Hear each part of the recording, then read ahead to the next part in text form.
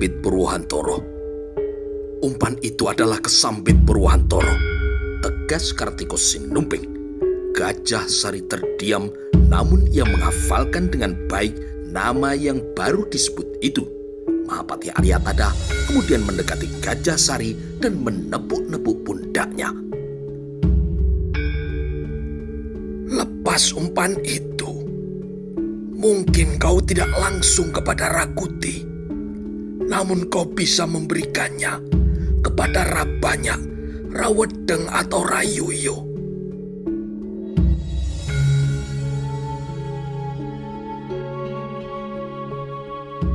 Baik, akan saya lakukan, Paman. Berangkatlah sekarang. Setelah mendapat winarah dari Mahapati Aryatada, Gajah Sari kemudian menyalami teman-temannya dengan penuh semangat. Tidak lupa, Gajah Sari kemudian memberikan penghormatannya kepada Mahapati Aryatada dan Kartiko Sinumping. Kartiko Sinumping menyempatkan mengintip dari pintu yang kini sedikit terbuka untuk meyakinkan diri bahwa Gajah Sari telah melintas di dinding pekarangan belakang. Menurut Paman, apakah Gajah Sari bisa dipercaya? Ya, aku sangat mempercayainya. Ia adalah orang yang pertama memberitahuku tentang adanya kegiatan aneh yang dilakukan oleh Rakuti. Sayang sekali, aku tidak begitu memperhatikan peringatan yang telah diberikannya. Apabila Kartiko Sinumping masih belum percaya sepenuhnya, hal itu disimpannya kini jauh dalam lubuk hatinya. Barulah apabila Gajah Sari mampu memberikan bukti yang nyata, Kartiko Sinumping bahkan akan memberinya tugas yang jauh lebih besar kepada Gajah Sari, karena pada dasarnya memang diperlukan orang yang bisa ditempatkan amat dekat di sebelah Rakuti, yang nantinya bisa dijadikan kepanjangan mata dan telinga para Bayangkara. Paman Tada, siapakah nama pemilik rumah yang berada di sebelah Paman? Aryatada kini menatap Kartiko Sinumping, tetapi ia tidak ada niat untuk membalas bertanya mengapa Kartiko Sinumping menanyakan itu. Yang sebelah kanan adalah rumah Ajar Ngumolong. Lalu yang sebelah kiri adalah rumah dari Praharsi Turpo. Rumah Praharsi Turpo saat ini kosong dan ditinggalkan oleh para penghuninya, jawab Mahapati Aryatada. Kembali Kartiko Sinumping terdiam membeku. Amat susah untuk menebak apa yang tengah berkecamuk dalam benaknya. Kartiko Sinumping kemudian menebar tatapan matanya dan hingga ke raut wajah Liman Prabowo, Simaring Japanan, Brahma Sintupati dan Brojolomo. Kartiko Sinumping mencoba menakar isi hati keempat orang itu, karena jika ada seorang saja di antara mereka yang ternyata adalah kaki tangan Rakuti, rencana besar yang disusunnya akan mentah tidak ada hasilnya.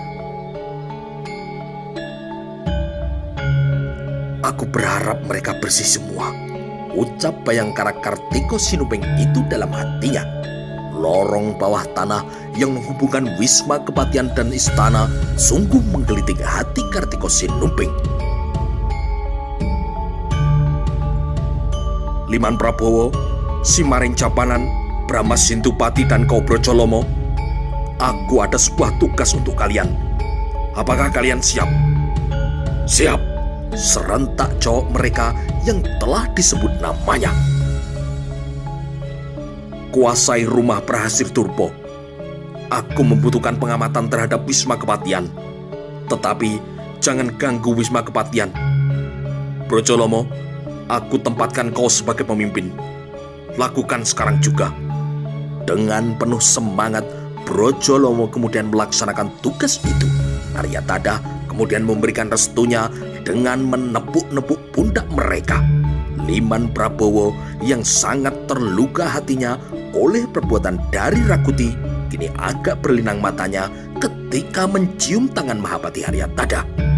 Suasana kini bertambah hening, dan dengan berkurangnya mereka yang memperoleh pembagian tugas, wajah Sindu Suromarto, Hayam Talun Lamatan, Tabuh Gong dan Panji Wirogati masing-masing berharap akan ada tugas yang bisa mereka kerjakan. Kartiko Sinumbing kemudian menggerayangi wajah-wajah mereka melalui tatapan matanya. Malam ini kita akan bakar bangsal Jorananggono. Apakah kita bisa melakukan itu? Tabuh Gong dan Panji Wirogati terbelalak. Tugas itu terlampau berat untuk dilakukan. Namun Bayangkara Kartiko Sinumbing mencabut endong yang melekat di pundungnya. Endong yang berisi puluhan anak panah sendaren berapi itu kini ditumpahkan ke lantai. Malam yang bergulir tentu masih merupakan malam yang belepotan mimpi buruk bagi siapapun. Sementara itu, di kesatuan Jolo Yudo dan Jolo Rananggono, bujana Handrawina yang berlebihan diadakan untuk mengembirakan para prajurit atas nama keberhasilan mereka dalam menjungkalkan Srijaya Negara. Minuman tua yang bikin mabuk kini terhidang bersama dengan puluhan perempuan payuhan yang bertugas untuk menghibur mereka. Gelak tawa riuh dari semua sudut berbaur dengan umpatan, dan ternyata ada juga tangis yang berasal dari beberapa perempuan yang bernasib malang yang telah dipaksa untuk melengkapi acara gila-gilaan yang telah diselenggarakan. Dalam 3 hari, setidaknya 3 ekor sapi telah disembelih. Sementara untuk mendidihkan hasrat, puluhan bumbung tua kini ludes ditenggak bersama-sama. Lewat cara seperti itulah Rakuti merasa lebih mudah mengendalikan, karena pikiran waras bisa jadi mereka malah menimbulkan banyak masalah. Atau dengan dibuat gembira seperti itu, kesetiaan mereka akan semakin menebal.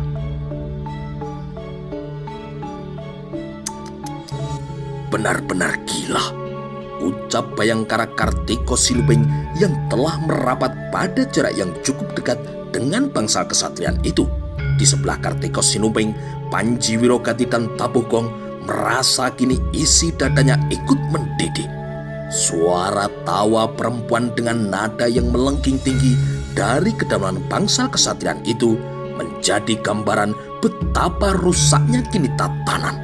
Di mana-mana kini orang bisa berbuat seenaknya sendiri. Bahkan mengambil harta orang lain pun tidak juga masalah.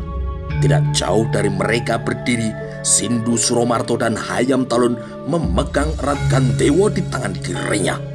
Melalui isyarat tangannya, Kartiko Sinumbing memberi perintah serentak kini beberapa watang telah dipasang.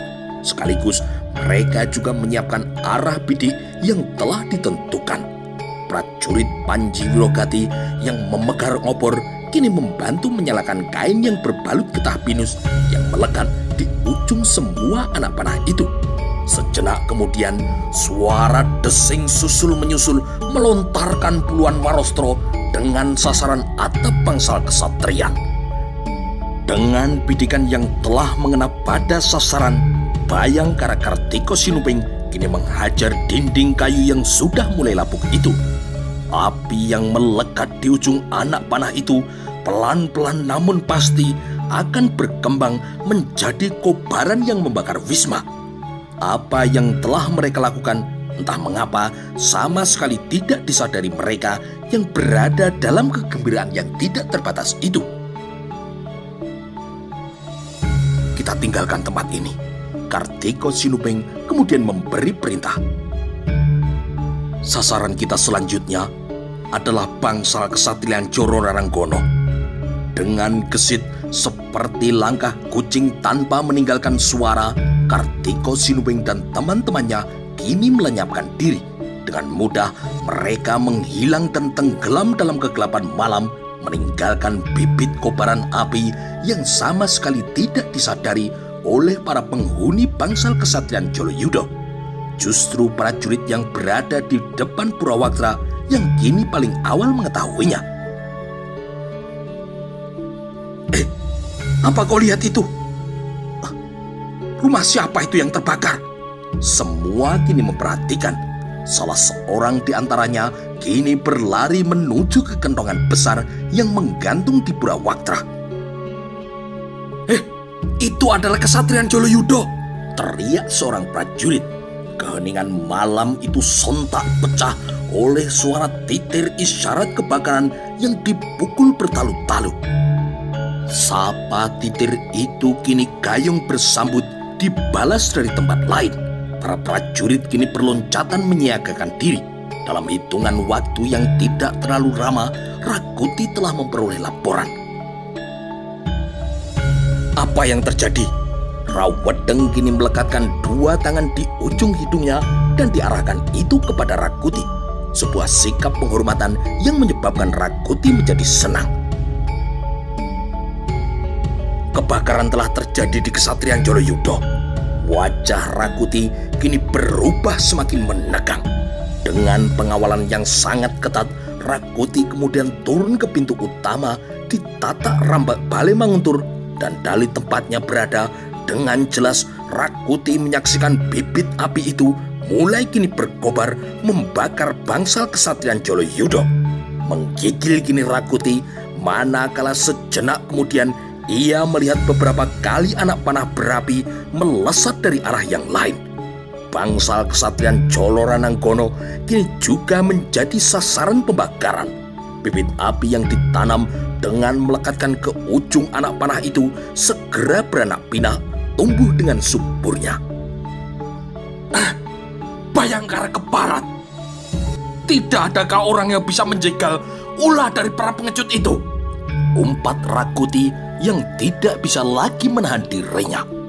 Api yang berkobar kini semakin besar di bagian atap yang dengan segera panas dan asapnya mengepung seisi bangsal dan menimbulkan kepanikan yang luar biasa.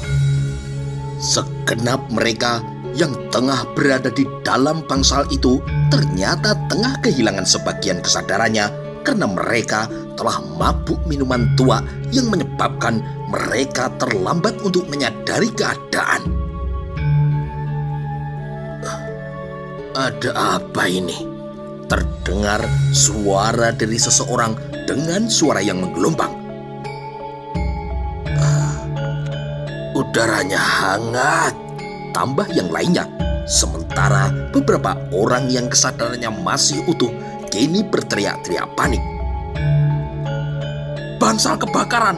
Bangsal kebakaran! Cepat selamatkan diri kalian!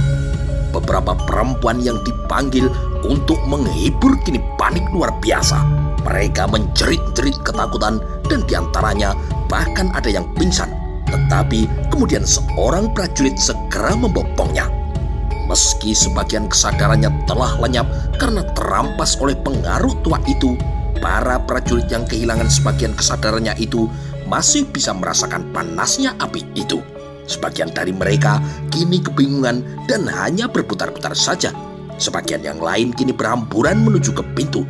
Akan tetapi nasib malang memang bisa menimpa siapa saja. Seorang prajurit yang mabuk berat masih belum juga menyadari ketika percikan api mulai menyulut pakaian yang tengah dikenakannya.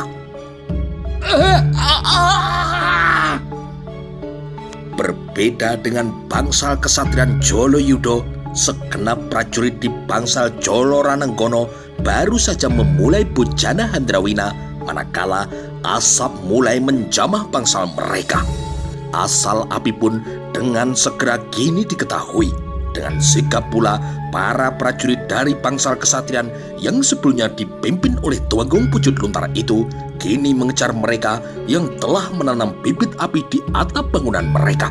Tetapi dengan sesikap itu pula Kartiko Sinuping dan teman-temannya melenyapkan jejaknya tenggelam oleh gelapnya malam yang dikemuli oleh mendung. Apalagi malam kini tengah dipeluk oleh kabut yang turun lamat-lamat. Muncrat kini segala sumpah serapah dari mulut Rakuti manakala semua laporan itu telah masuk dan diterimanya. Mereka benar-benar mengganggu ketenanganku. Aku tidak bisa tidur gara-gara permainan cara pengecut yang dilakukan oleh mereka. Rakuti kini mondar-mandir merasakan pening yang berdenyut-denyut di kepalanya. Ratanca kini membeku bersandar di dinding memperhatikan apa yang menjadi ulahnya. Pada saat yang demikian itulah Rayuyu yang membawa seseorang telah mencuri perhatian Rakuti. "Ada apa?" tanya Rakuti. "Orang ini membawa berita yang kita butuhkan," jawab Rayuyu. Rakuti kini sedikit mengerutkan keningnya. "Berita apa?" Orang yang dibawa menghadap oleh Rayuyu itu adalah prajurit Gajah Sari yang dengan segera Rakuti mengenalinya manakala cahaya obor yang ditancapkan di sudut istana telah menerangi wajahnya. "Kamu Gajah Sari?" tanya Rakuti. "Hamba tuanku," jawab prajurit Gajah Sari sambil melekatkan tangan di ujung hidungnya. "Apa yang akan kamu sampaikan kepadaku?" "Mohon ampun tuanku, hamba menerima pesan dari seseorang yang hamba tidak mengenalinya, karena setelah hamba berbicara, orang itu pergi begitu saja. Pesan itu harus hamba sampaikan kepada Raklian Dharma Putra Wineh Sukayuyu. Orang yang menemui hamba mengaku mendapat titipan pesan dari Bayangkara Singopraben." Berdesir dengan tajam kini Rakuti, Rayuyu dan Ratanca yang kemudian mereka kini saling memandang. "Apa bunyi pesan itu?" bertanya kini Rakuti. "Hanya 3 kata tuanku. Pesan itu berbunyi, Lurah Sambit Purwohantoro." Rakuti kini segera mengenutkan keningnya. "Sambit Purwohantoro. Hamba tuanku." Rakuti amat perlahan kini menggeser arah pandangan matanya dari wajah Gajah Sari dan kemudian diarahkan tatapan matanya itu ke muka Rayuyu yang tengah membeku. Di sebelah Rayuyu, Rapangsa juga mengerutkan kening sambil mengelus-elus gagang senjata yang dipegangnya. "Apakah ada pesan lain yang dititipkan orang itu kepadamu?" Gajah Sari kembali melekatkan kedua telapak tangannya. "Tidak ada tuanku," jawab Gajah Sari dengan tegas. "Baiklah," Rakuti berkata dengan pelan seperti tidak bersemangat. "Sekarang silahkan tinggalkan tempat ini." Dalam hati prajurit Gajah Sari, ia berharap ingin tetap berada di tempat itu dan bisa mengetahui tindakan apa yang akan dilakukan oleh Rakuti. Tetapi Rakuti ternyata kini telah mengusirnya. Sambit Purwohantoro. Di mana tempat itu? Jika aku tidak salah, baru kali ini telingaku mendengar nama itu. Sambit Purwohantoro. Bukankah itu adalah nama sebuah tempat? Tetapi, di mana tempat itu? Dengan perlahan, Rakuti kini menggeser pandangan matanya kepada Rabanyak. Akan tetapi, Rabanyak mendahului menggelengkan kepala sebelum Rakuti bertanya. Demikian juga dengan Rawedeng dan Rapangsa. Akhirnya, pandangan mata dari Rakuti kini hinggap di permukaan wajah Ratanca. Itu adalah sebuah tempat yang kalau kita mendatanginya memerlukan waktu 3 hari berkuda, ucap Ratanca. Rakuti kini menunggu Ratanca melanjutkan.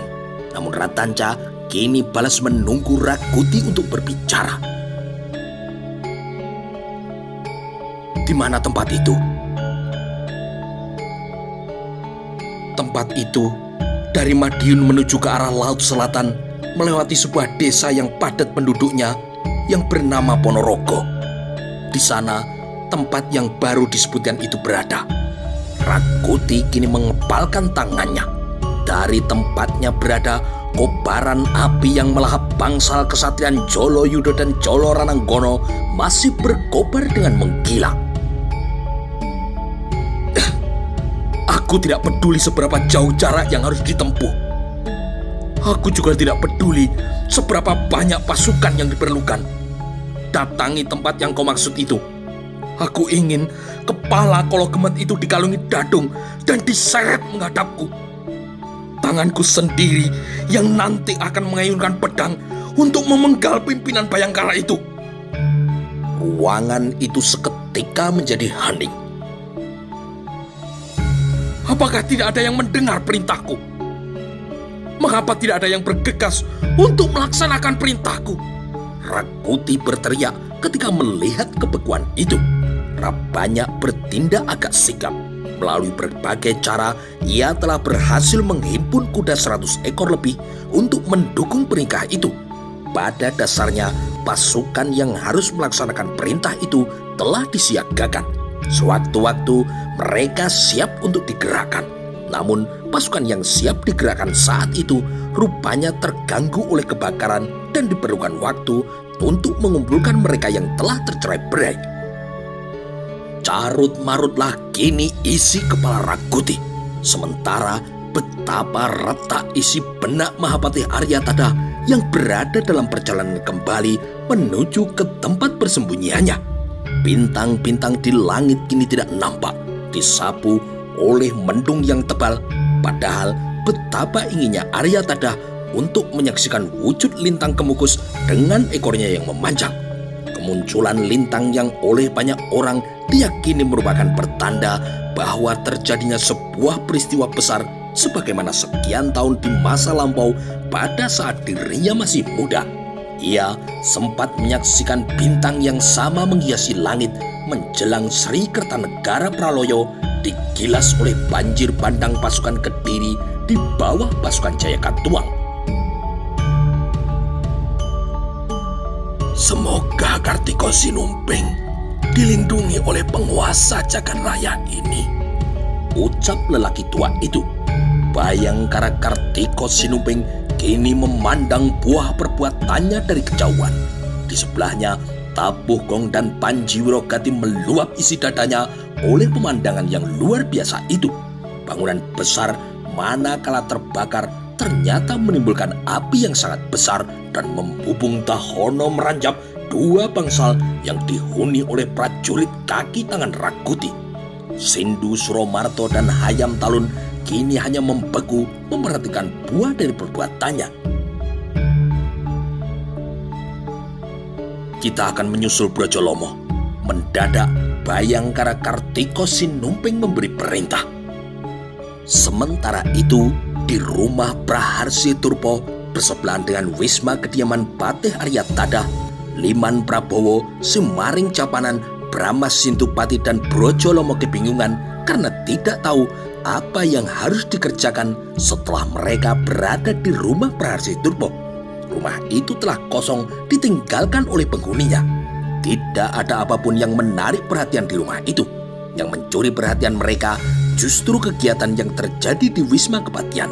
Beberapa prajurit tampak hiruk-pikuk dan beberapa di antaranya terlihat mengusung mayat. Dari rumah Praharsi Turpo bisa terdengar dengan jelas berbagai umpatan yang berasal dari Wisma Kepatihan itu. Ulah pemanah gelap itu telah menyebabkan segala sumpah serapah dilontarkan. Apa yang harus kita lakukan? Bertanya kini Liman Prabowo. Aku juga tidak tahu, jawab Semaring Capanan dengan tidak kalah berbisik.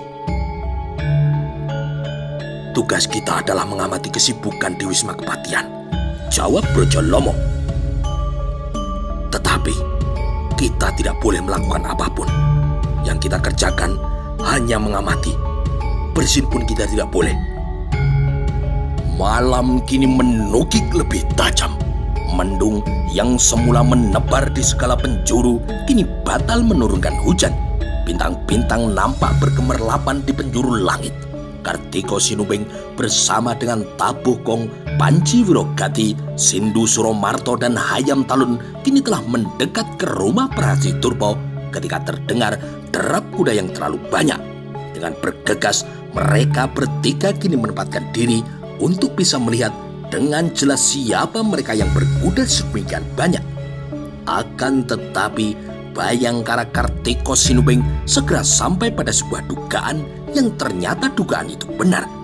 Derap kuda yang dalam jumlah sangat banyak itu kini semuanya tanpa penunggang. Hanya di bagian belakang dan samping menyamping terlihat 4 orang dengan suara lecutan cambuk yang meledak-ledak menggiring puluhan kuda itu menuju ke pintu gerbang timur. Gajah Sari sepertinya berhasil, ucap Tabuh Kong yang nyaris berteriak. "Shh, jangan keras-keras," Panji Wirogati kini mengingatkan. "Tetapi, mengapa hanya ada 4 orang?" tambah Tabuh Kong. Meski tidak mengucapkan jawaban, Kartiko Sinubeng tahu Gajah Sari tentu melibatkan 3 temannya yang lain. Untuk menggiring puluhan kuda itu menuju ke sebuah arah tentu diperlukan lebih dari seseorang.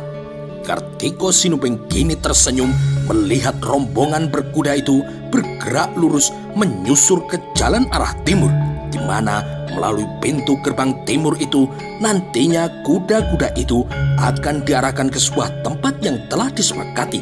Sebenarnya lah sebagaimana yang dibayangkan oleh Kartiko Sinubeng, prajurit pintu gerbang timur itu mengira pasukan berkuda yang setengah digerakkan itu menuju ke sebuah arah. Itulah sebabnya pintu gerbang yang ditutup itu segera dibuka untuk memberi jalan kepada kuda-kuda itu. Namun siapa yang mengira kuda-kuda itu ternyata tanpa penumpang. Kenapa kuda-kuda itu tanpa penumpang?" salah seorang prajurit kini berteriak-teriak. Namun terlambat. Kuda terakhir kini telah melintas diiringi oleh para pencuri yang melecut-lecutkan cambuknya dengan riuh. Ciut kini nyali prajurit penjaga gerbang itu karena sejenak kemudian terdengar anak panah Sendaren yang melesat membubung ke udara. Dengan nada yang amat dikenali, suara Sendaren itu adalah milik para Bayangkara.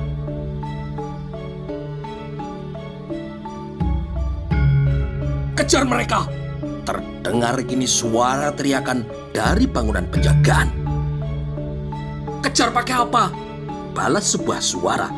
Para prajurit penjaga gerbang kota raja di bagian timur itu hanya bisa bingung tanpa bisa melakukan apa-apa.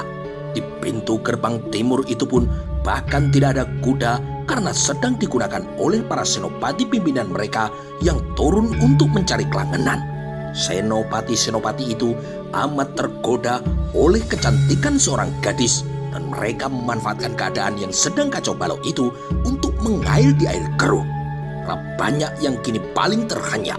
Pasukan khusus yang telah disiapkan untuk mengejar kemanapun Jaya Negara bersembunyi telah berhasil disiagakan. Namun semua persiapannya itu kini sia-sia karena 100 lebih kuda tunggangan untuk mendukung gerak cepat pasukan khusus itu telah dicuri. "Bangsat! Benar-benar bangsat!" Di rumah Praharsi Turpo, Kartiko Sinubeng yang selalu diikuti oleh Panji Wirogati, Tabuh Kong, Hayam Talun dan Sindu Suromarto kini telah bergabung dengan Brojolomo dan 3 temannya. Sebagaimana Brojolomo, Liman Prabowo, Simaring Japanan dan Brahma Sidupati, mereka masih menyisakan rasa penasarannya setelah mendengar barisan kuda yang dalam jumlah yang banyak itu mirip barisan lampor. Rakuti mengirim pasukan kemana? Bisik Liman Prabowo. Atau Gajah Sari telah berhasil melaksanakan tugasnya? Yang jawaban kedua itu yang benar. Kuda-kuda itu telah lewat tanpa penunggang. Berarti kuda-kuda itu telah berhasil kita curi. Dari balik pagar, Kartiko Sinubeng yang ikut mengintip ke Wisma Kepatihan bisa melihat para prajurit penjaga wisma itu berhamburan ke tepi jalan melihat apa yang telah terjadi. Percakapan di antara mereka bahkan terdengar sampai di tempatnya. "Kemana kira-kira Rakuti mengirimkan pasukan itu?" bertanya kini seseorang. "Pasti ke tempat di mana Jaya Negara ketakutan di persembunyiannya." Gelak tawa yang disusul kelakar itu dengan masing-masing prajurit itu menyumbangkan suara tawa yang berderai. Kartiko Sinumping kini memberi isyarat melalui tangan kanannya. Bergegas, Brojolomo dan teman-temannya mengikuti langkahnya menuju ke pekarangan belakang. Brojolomo terheran-heran ketika melihat Kartiko Sinumping memanjat pohon yang tepat bersebelahan dengan dinding pagar Wisma Batik. Dengan cermat, Kartiko Sinumping kini memperhatikan keadaan, lalu ia meloncat turun. "Kita akan membuat terowongan dari tempat ini," berkata Kartiko Sinumping. "Siang malam akan kita kerjakan, hingga kita bisa menembus bilik di Durakuti." Liman Prabowo kini terbelalak. Namun Kartiko Sinumping segera memangkas rasa penasaran dari Liman Prabowo dan yang lain. Terowongan itu sebenarnya sudah ada, dan itu menghubungkan antara bilik pribadi Tuanku Jayanegara dengan Wisma Kepatihan. Melalui terowongan itulah Kakang Bekel Gajah Mada berhasil memimpin penyelamatan Tuanku Jayanegara. Untuk keamanannya, Rakuti kemudian menyumbat ujung terowongan itu di Wisma Kepatihan ini. Demikian juga dengan ujung terowongan di bilik pribadi Tuanku Jayanegara. Brojolomo dan teman-temannya kini menyimak. Selama ini, Brojolomo merasa penasaran dan terganggu oleh pertanyaan dengan cara bagaimana Sri Jayanegara bisa meloloskan diri. Padahal istana telah terkepung dengan rapat dan pertanyaan itu kini telah didapat jawabannya. Jadi yang kita lakukan adalah menghidupkan kembali terowongan itu. Brojolomo kini memecah keheningan.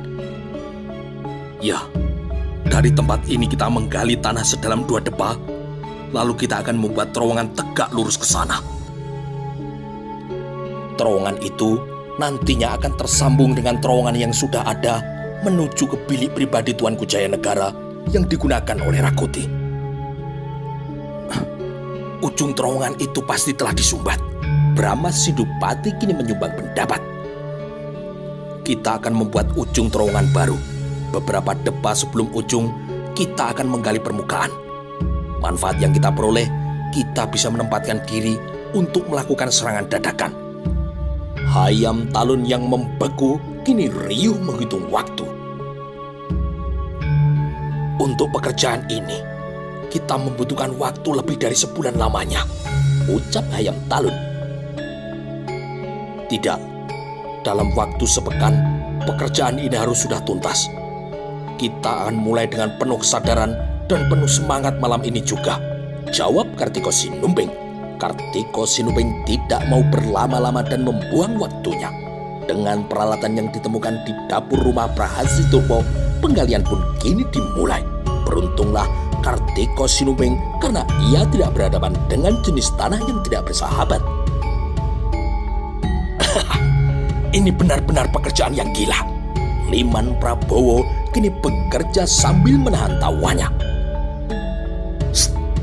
Jangan keras-keras, si Maring Japanan kini mengingatkan.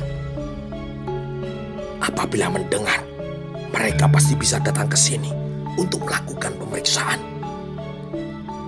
Mereka tidak akan mendengar, kata Liman Prabowo dengan nada suara yang berbisik namun tetap tertawa. Bayangkara Kartiko Sinumping kini merasa puas dengan semangat kerja dari Brojolomo dan teman-temannya. Beberapa depa tanah kini telah digali menghunjam dalam bentuk luwengan. Manakala hari bergeser mendekati datangnya pagi, penggalian tanah itu mulai mengarah lurus menuju ke pekarangan Wisma Kepatihan di mana terowongan itu diperkirakan telah berada. Sebuah pertanyaan kini muncul dari benak Tabukong yang tiba gilirannya untuk menggali. Sebentar lagi siang akan datang. Apakah kita akan tetap bekerja? Kartiko Sinumping merasa tidak memiliki jawabannya. Pekerjaan itu sebenarnya akan sia-sia dan tidak ada manfaatnya apabila sampai ketahuan. Untuk meredam jangan sampai ketahuan, sebaiknya siang hari dihentikan. Hal yang tentu akan menyebabkan butuh waktu yang lama untuk menggali terowongan itu. Baiklah, siang hari tempat ini harus kita samarkan dan kita tinggalkan. Pembuatan terowongan akan kita lakukan hanya pada malam hari. Pagi yang datang pada esok harinya serasa tidak meninggalkan jejak apapun di pekarangan rumah Praharji Durpo yang telah kosong ditinggal minggat oleh para penghuninya. Apabila entah oleh apa tiba-tiba tempat itu diperiksa oleh kaki tangan dari Rakuti, maka tidak akan ada yang mengira di bawah gundukan tanah di pekarangan rumah itu terdapat lubang-lubang. Sebenarnya lah, ketika hari sedikit agak siang, 2 orang prajurit melakukan pemeriksaan ke rumah kosong itu. Tetapi mereka tetap tidak menemukan apapun. Gundukan tanah di pekarangan itu sama sekali tidak menarik perhatian mereka. Bayang Karakartiko Sinubing yang memanfaatkan atap kandang sapi untuk beristirahat kini berdebar-debar ketika melihat 2 orang prajurit itu. "Ayo, tidak ada siapapun di sini," ucap salah seorang dari prajurit itu. Setelah melongok-longokkan kepala, 2 prajurit itu kemudian melenggang pergi. Kartiko Sinubing yang telah merentang busur kini mulai mengendorkan kembali tali warostro di tangannya.